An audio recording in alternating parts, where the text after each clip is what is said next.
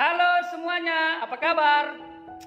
Sehat-sehat saja kan? Ya, Mister berharap kalian semua sehat. Walaupun kita dipisahkan oleh jarak, tetapi hendaklah hati kita tetap satu di dalam Kristus. Tetap rindu belajar kebenaran firman Tuhan. Bapa di sorga, terpujilah namamu dari kekal sampai kekal. Kiranya channel ini menjangkau banyak jiwa-jiwa untuk kemuliaan namamu. Dan berkatilah setiap orang yang telah mendukung channel ini. Di dalam nama Yesus hamba-Mu berdoa. Amin. Kali ini kita akan belajar agama secara online. Adapun kompetensi dasar kita hari ini adalah menjelaskan manfaat disiplin bagi remaja. Mister akan tunjukkan beberapa gambar. Yang pertama seperti ini. Ini adalah orang yang tidak menghormati Tuhan saat ibadah.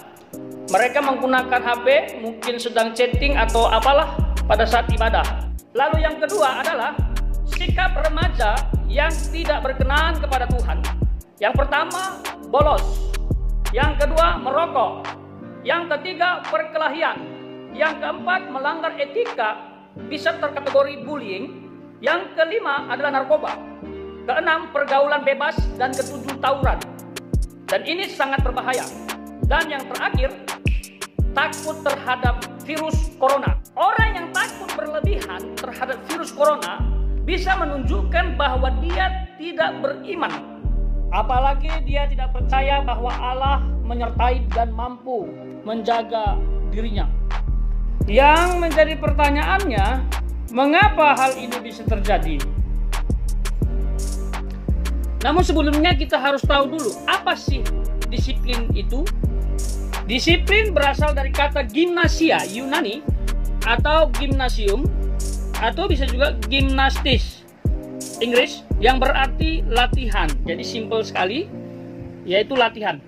Sedangkan menurut Kamus Besar Bahasa Indonesia, disiplin berarti melatih batin dan watak supaya perbuatannya menaati tata tertib.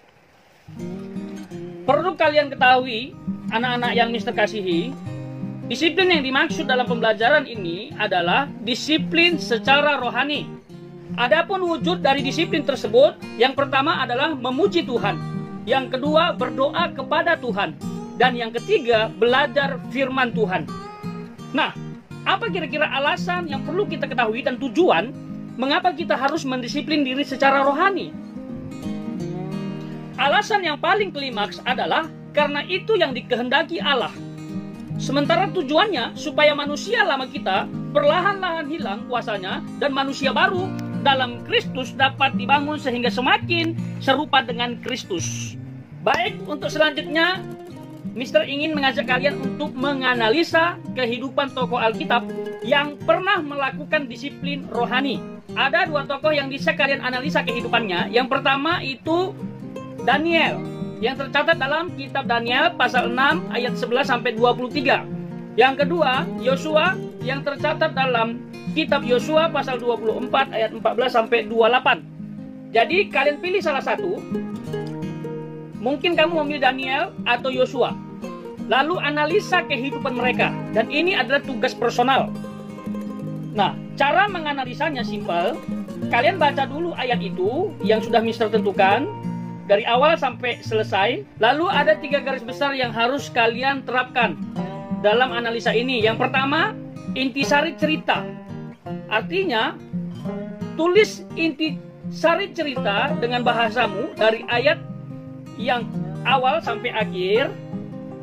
Mungkin 1 paragraf bisa. Lalu garis besar yang kedua, teladan dalam cerita yang bisa kamu ambil. Jadi setelah kamu baca, kira-kira teladan apa yang saya bisa ambil dari tokoh Alkitab ini. Lalu yang ketiga, komitmen pribadi untuk disiplin rohani.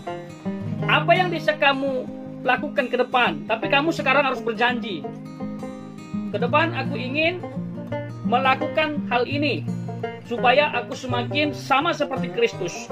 Jadi mungkin ada janji yang kamu mau lakukan untuk mendisiplin dirimu secara rohani. Untuk format lengkap bisa kalian lihat seperti ini. Bless the Lord, oh my soul, oh my soul. worship His holy name, sing like never before. Oh my soul, I worship Your holy name. God bless you all.